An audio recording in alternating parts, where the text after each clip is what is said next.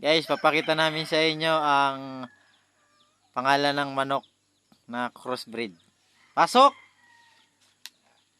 Guys, magandang hapon. Ito yung aking handler. Ayan. So, meron kami Ayan, guys. ditong isang buwan pa lang to. Mga sa pagkasisiw. Sa siyang gold na henny. Binabae. Yan.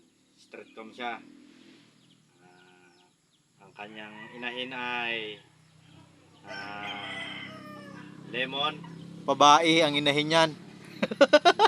Tapos ang kanyang tatay ay Boston Roundhead. Yan po ang lumabas na kulay. Ayan po, siya isang binabae manok. Yaman ko daw kung yan ay may palatandaang mananalo. Green leg siya. Ayan. Pag titinod po kayo ng manok, dito nyo po titingnan kung maliit ang sipit-sipitan nyo. Oh, sige daw. Ang sipit-sipitan po niya Anong dinudukot mo dyan, ipot? quality. Yan. Ano po siya. Mayroon na po itong 10 panalo, 2 talo, 3 tabla.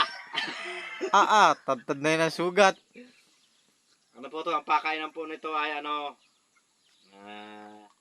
Mais. po nito ay, Mais with munggo. pakainan po nito ay bakal. Kasi pag bao lang naman po o plastic ang kanyang tukaan, Butas. bubutas. Isa po ito, galing po ito sa gubat. Yan.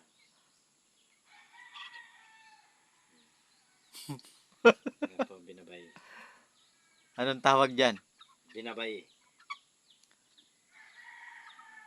Baklang manok.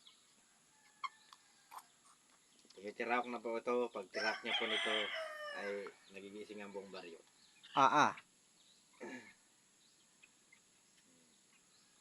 Baka yan ay kinawali. Ano po to? Chicken. Chicken. Ano siya? Tingnan mo. Kung yan ay may Pangkawali. palatandaan sa paa. Kung yan ay may kaliskis. Kung dalitin mo muna, dali.